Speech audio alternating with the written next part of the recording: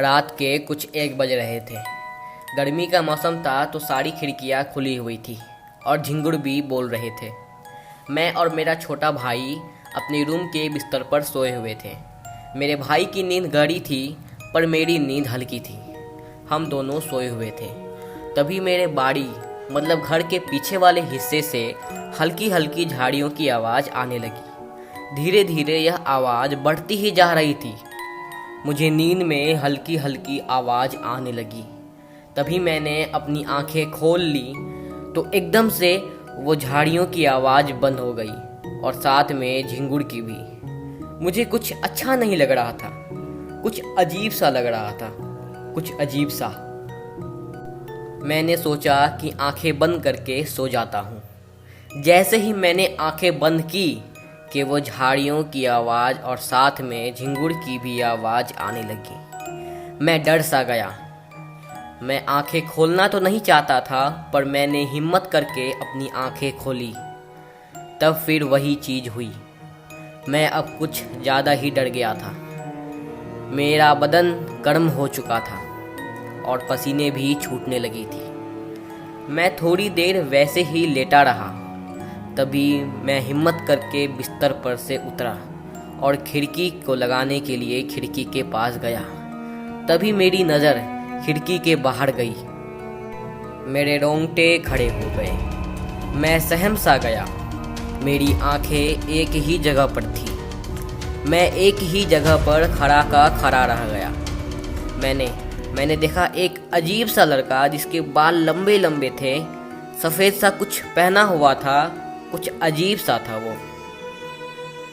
वो मुझे लगातार घूरता जा रहा था, लगातार। और उसके चेहरे पर एक मुस्कुराहट थी, बहुत ही अजीब मुस्कुराहट। मेरी भी आंखें खुली की खुली रह गई थी। तभी वो अपनी गर्दन को दाईं तरफ धीरे धीरे घुमाया और वो किसी चीज़ को देखते हुए हंसने लगा। उसी वक्त मैं वहीं पर गिरकर बेहोश हो गया। जब मैं सुबह उठा तो मैंने अपने आप को बाड़ी के छोटे से रूम में पाया। मुझे कुछ समझ नहीं आ रहा था। तभी मैंने अपने सामने एक छोटे प्याली में पानी और उसके अंदर एक छोटे से चींटी को देखा। मैंने उस बात को इग्नोर किया और मैं उस रूम से निकला और घर में गया। मैंने सबसे पूछा कि मैं पीछे के रूम में कैसे पहुंचा।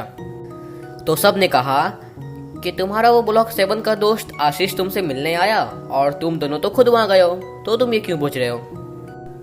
मैंने उनके सवाल का कोई जवाब नहीं दिया और अपने कमरे में जाकर आशीष को कॉल लगाया।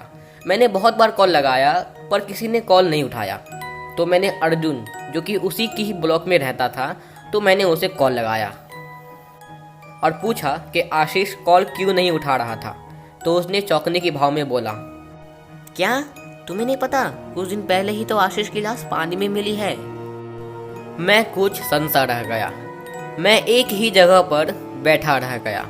मेरे दिमाग में कल रात और आज सुबह जो कुछ हुआ वह घटना बार बार दोहरा रही थी। तभी मेरे दिमाग में वो चींटी और पानी की प्याली याद आई जो मैंने अपने बाड़ी में देखी थी। मैं दौड़कर अपने बाड़ी में गया और जिस रूम में मैं था वहां गया तो देखा कि वो प्याली वहां नहीं है। यह सब बहुत अजीब हो रहा था मेरे साथ। तभी मुझे कल रात वाली घटना याद आई कि वो लड़का जिसके बाल लंबे और कपड़े सफ़ेद थे वो अपनी दाईं ओर क्या देख रहा था। तब मुझे लगा कि वो शायद वही पानी के प्याले और चींटी को देख रहा होगा। मैंने यह सब बात किसी को नहीं बताई पर तब से मुझे रोज़ झाड़ियों की आवाज़ें और वो लड़का जो कि शायद आशीष था मुझे हर दिन दिखाई देने लगा। This story is written and narrated by Saif Ahmed. Thank you.